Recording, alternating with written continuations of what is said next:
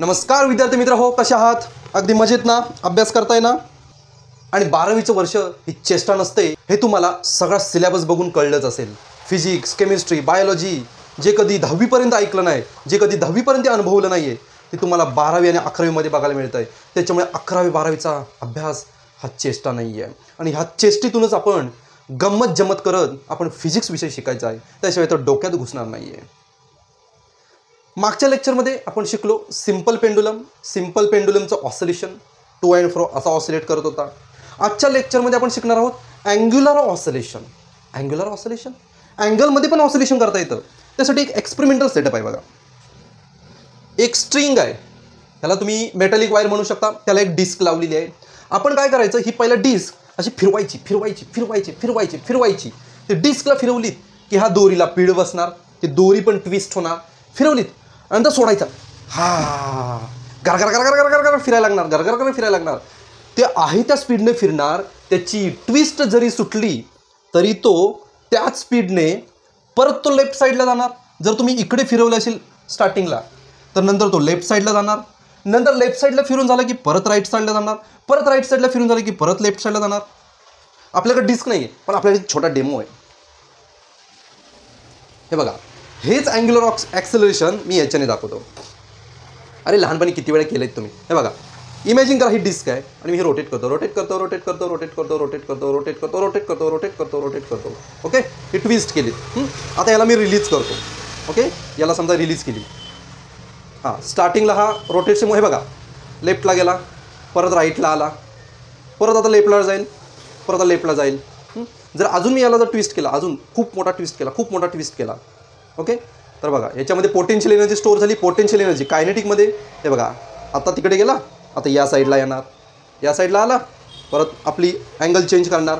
असा हा लेफ्ट साईडला एकदा, एकदा राईट साईडला, एकदा एकदा लेफ्ट साईडला, एकदा राईट साईडला एकदा. यालाच म्हणजेच काय, एकदा या साईड, एकदा क्लॉकवाईज फिरणार. बघा हे भाऊ कसे फिरतात बघा. एकदा क्लॉकवाईज तुम्हाला दिसणार, परत थोड्या वेळाने तुम्हाला अँटी क्लॉकवाईज दिसणार थोड्या वेळाने, आणि ही सायकल अशी रिपीट होणार जोपर्यंत त्याच्यातली पोटेन्शियल एनर्जी संपत नाही. यालाच म्हणतात अँग्युलर ऑसिलेशन. कारण ते भाऊ अँगलमध्ये फिरतायत ना, मग त्याला अँग्युलर ऑसिलेशनच म्हणणार. आता इथे बघा, याला फिरवताना याच्यामध्ये क्रिएट होणार टॉर्क. कारण torque create angular acceleration and force create linear acceleration. फोर्समुळे लिनियर ॲक्सेलरेशन होतं आणि टॉर्कमुळे अँग्युलर ॲक्सेलरेशन होतं. अँग्युलर डिस्प्लेसमेंट होतं. फोर्समुळे लिनियर डिस्प्लेसमेंट होतं, टॉर्कमुळे अँगलमध्ये डिस्प्लेसमेंट होतं. Therefore torque is directly proportional to theta. हे का लिहिलं ते समजला? का लिहिलं ते बघा. टॉर्क क्रिएट झाला, ज्याला गोल गोल फिरवतात, त्याच्यामध्ये एक फोर्स क्रिएट होतो, ट्विस्टेड फोर्स. त्या ट्विस्टेड फोर्सला टॉर्क म्हणतात किंवा टॉर्सिनल फोर्ससुद्धा म्हणतात. आता हा टॉर्सिनल फोर्स कशावर डिपेंड आहे? अँगलवर डिपेंड आहे.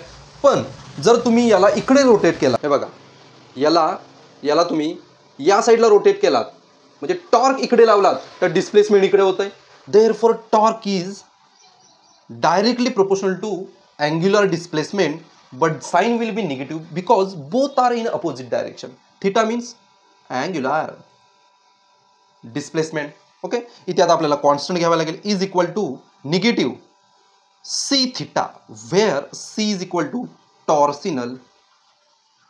C is equal to torsional constant. Torsional constant म्हणजे ही जी दोरी स्प्रिंग वापरणार आहे, ही जी दोरी वापरणार आहे, ही मेटॅलिक वायर वापरणार आहे, त्याचा पण काहीतरी कॉन्स्टंट असणार आहे. कारण metal to matter, substance to substance हे काय जे यूज करणार आहे त्याच्यानुसार त्याचं टॉर्सिनल कॉन्स्टंट चेंज होत राहणार आहे. Okay, torque is equal to negative C theta. पण टॉर्कमुळे अँग्युलर ॲक्सेलरेशन होतोय. आपण पहिल्या लेशनमध्ये शिकलोय. पहिल्या लेशनमध्ये काय, torque is equal to I alpha, हे माहिती आहे. इथे मी ठेवतो I alpha is equal to negative C theta. Okay, आता बघा आयला असू दे तसाच. Angular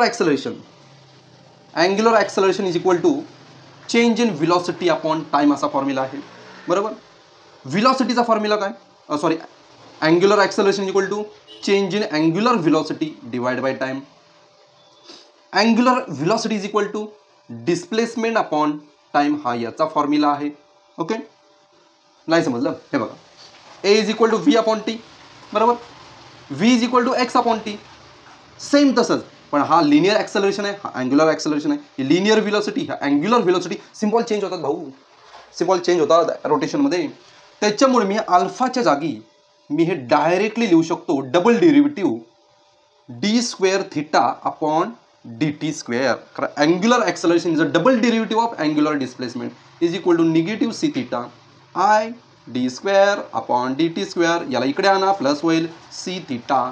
this is a differential equation of angular S H M. Angular S H M हा सुद्धा क्वेश्चन बोर्डाला बराच वेळा विचारला आहे. काय दम नाही याच्यात.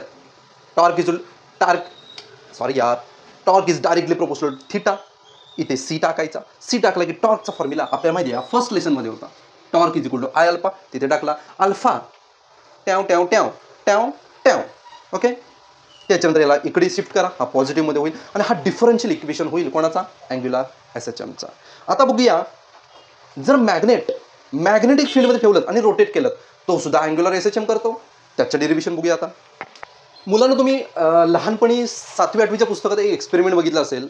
जर एखादा तुम्ही काय म्हणता त्याला, विसरलो रे, काय म्हणता त्याला, मॅग्नेट आणलं आणि मॅग्नेटला समजा अशी तुम्ही दोरी बांधलीत.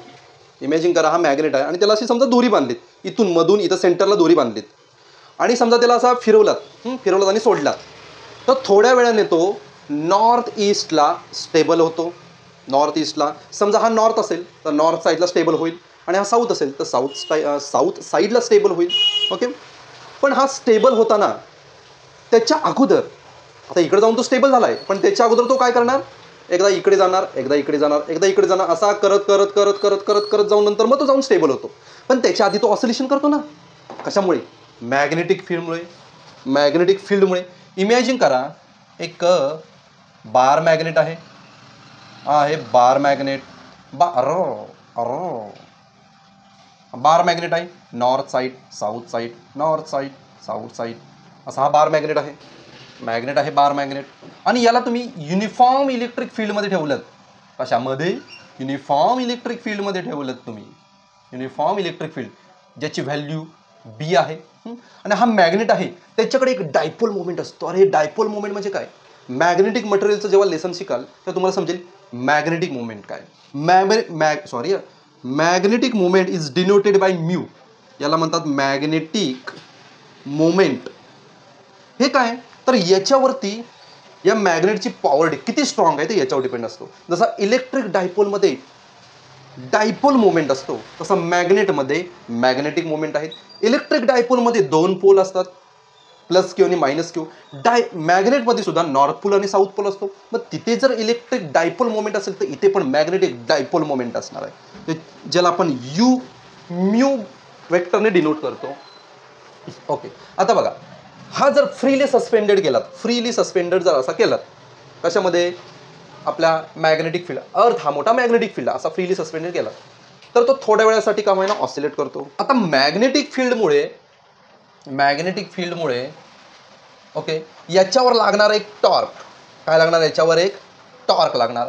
हा बिचारा जाणार या साईडला आणि हा बिचारा जाणार या साईडला, असा टॉर्क क्रिएट होणार. आणि ह्या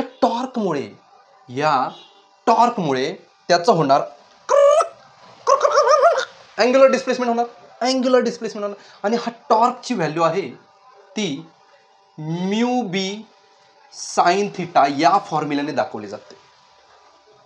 torque is depend upon mu means magnetic dipole moment, B means magnetic field. जेवढी स्ट्रॉंग मॅग्नेटिक फील्ड तेवढा टॉर्क लागणार. ओके, साइन थिटा म्हणजे या दोघांमधला अँगल.